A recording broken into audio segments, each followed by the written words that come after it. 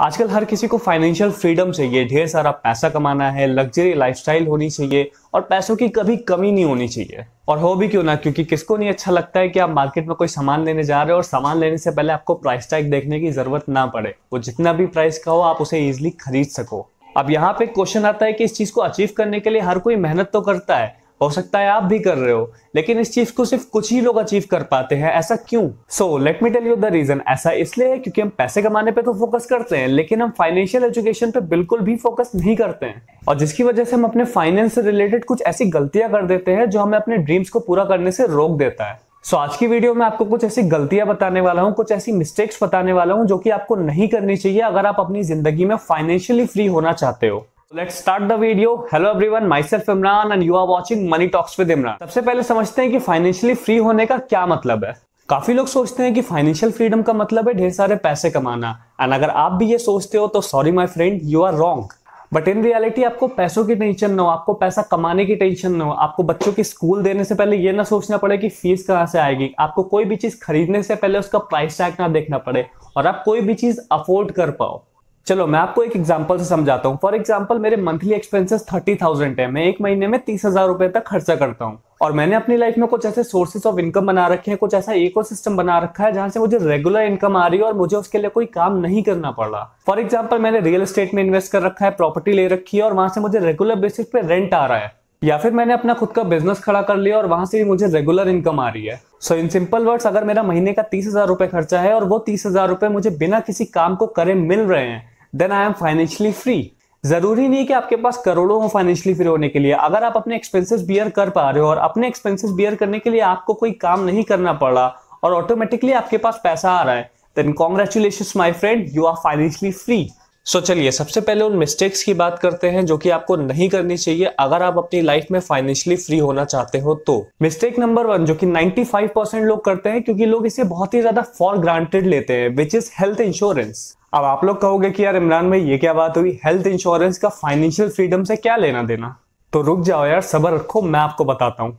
आपने वो तो सुना ही होगा, health is equals to wealth. ऐसा किस लिए कहा जाता है? ऐसा इसलिए कहा जाता है क्योंकि अगर आपके पास हेल्थ है तब आप बहुत कुछ कर सकते हो, काफी ज्यादा पैसे भी कमा सकते हो, लेकिन अगर आपके पास हेल्थ ही नहीं है तब आप पैसे कैसे कमाओगे? जब आप फिजिकली हेल्दी हो, फिट हो, माइंड से हेल्दी हो, तब आप नए नए आइडियाज निकाल सकते हो पैसे कमाने के, नए नए तरीकों से आप पैसे कमा सकते हो। लेकिन अगर आप हेल्दी ही नहीं हो, आपकी हेल्थ ही सही नहीं है, तब ये आइडियाज नहीं आते हैं, तब आपकी आइडियाज के थ्रू पैसे नहीं कमा सकते। और आपको ये पता है कि कोई भी चीज बता के नहीं होती। सो इट्स बेटर कि आप अपना हेल्थ इंश्योरेंस करा लीजिए और अपने मम्मी पापा से पूछिए कि उन्होंने अपना हेल्थ इंश्योरेंस करा रखा है कि नहीं, और अगर नहीं करा रखा है तो एक मैच्योर लड़के की तरह उनका भी हेल्थ इंश्योरेंस आप कराइए। मिस्टेक नंबर 2, आजकल लोगों को ना यार उड़ता तीर लेने का बड़ा शौक है। समझ रहे हो ना? समझ रहे हो? समझ रहे हो? समझ रहे हो ना?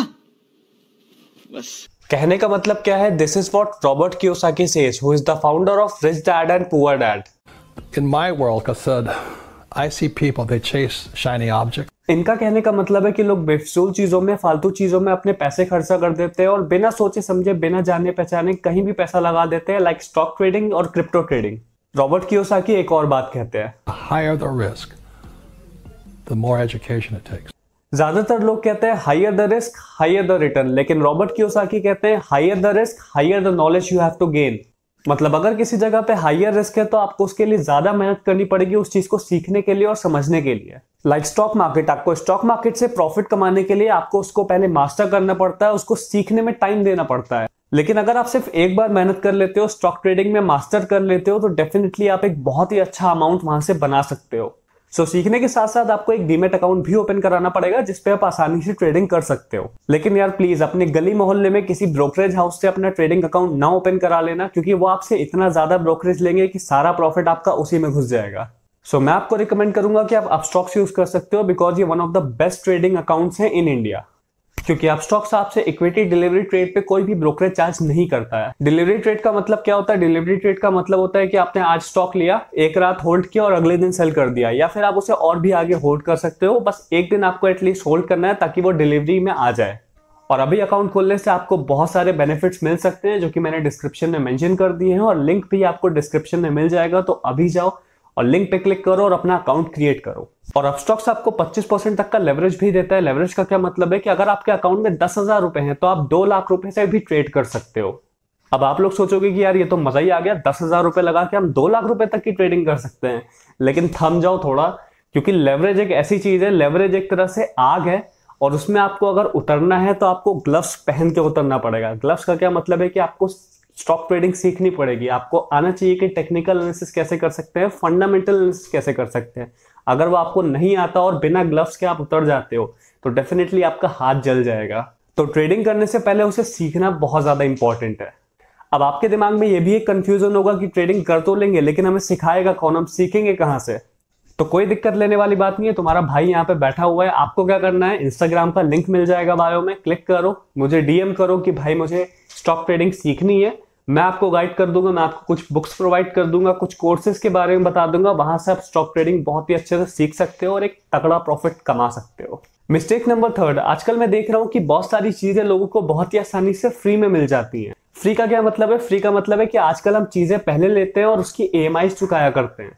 लाइक हमने एक 50,000 का स्मार्टफोन खरीद लिया और हर महीने हम उसकी 5,000 रुपए EMI दे रहे हैं। हाँ, मुझे पता है कि घर में जरूरतें होती है और हमें वो चीज इंस्टेंट चाहिए होती है, लेकिन हम उस पर थोड़ा सा तो कंट्रोल कर ही सकते हैं। और अगर आप इन्वेस्टमेंट करते हो तो ये सारी जरूरतें आप आराम से उस चीज से ही पूरी कर सकते हो। क्योंकि जब हम नए नए स्मार्टफोन या नई नई कोई भी चीज लेके आते हैं तो खुशी तो बहुत होती है, लेकिन जब हम उसकी EMIs और इंटरेस्ट सब पे करते हैं तब हमें पता चलता है कि हमने कितनी बड़ी गलती कर दी। कहने को तो मान लीजिए कि सिर्फ 3500 ही तो देने हैं महीने, लेकिन अगर आपकी सैलरी 10,000 है और उसमें आपके 3500 EMIs में निकल रहे हो और बाकी से खर्चा चलाना हो, तब पता चलता है कि हमने कितनी बड़ी गलती कर दी। सो आपसे रिक्वेस्ट है कि आज से आप कोई भी चीज इंटरेस्ट भर के EMIs पे नहीं लेंगे। Mistake number 4, mutual funds are subject to market risk. इस लाइन ने काफी लोगों को म्यूचुअल फंड से दूर कर रखा है, but let me tell you very clearly that mutual fund is one of the safest option to invest your money.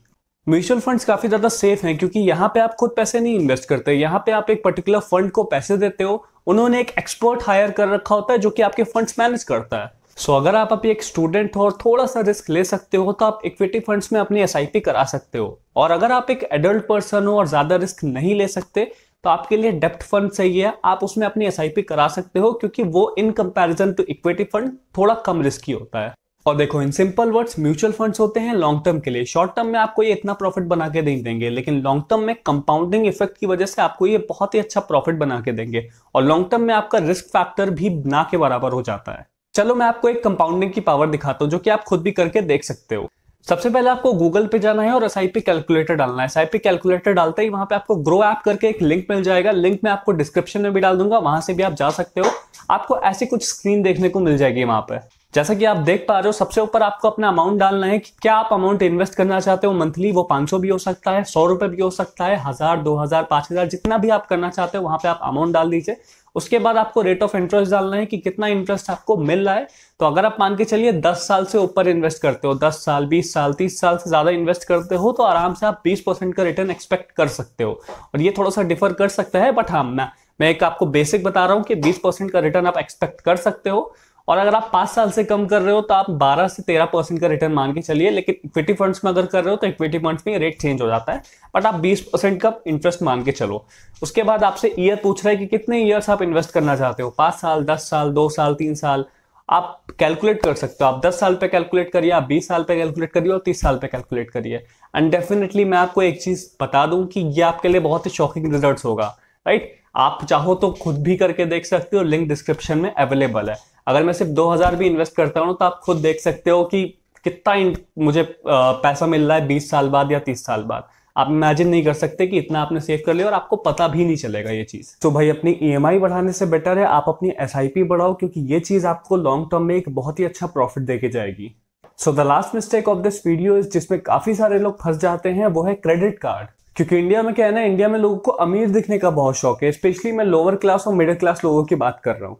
और यहाँ पे काफी सारे लोगों को अमीर बनने से ज्यादा अमीर दिखना इंपॉर्टेंट लगता है, क्योंकि उन्हें शो ऑफ करना होता है। और मैं आजकल देख रहा हूँ कि काफी सारे यंगस्टर्स क्रेडिट कार्ड इशू करा लेते हैं क्योंकि उन्हें लगता है कि वो उससे अमीर दिखेंगे और उससे उनके फायदे हैं। देखो, नो डाउट अगर आप क्रेडिट कार्ड सही से यूज करते हो तो उसके काफी सारे फायदे हैं, लेकिन आपको पता होना चाहिए कि उसको कैसे सही से यूज करना है। तो आपको सीखना पड़ेगा ये चीज। और अगर आपकी बहुत ज्यादा इनकम नहीं है तो आपको क्रेडिट कार्ड लेने की जरूरत ही नहीं है, लेकिन फिर भी आपका मन है, फिर भी आप लेना चाहते हो, तो उसका सही से इस्तेमाल करना सीखो। ये मतलब नहीं कि यार क्रेडिट कार्ड मिल गया तो चलो गोवा घुमाते हैं या शॉपिंग कर लेते हैं, इससे आपका ही नुकसान है।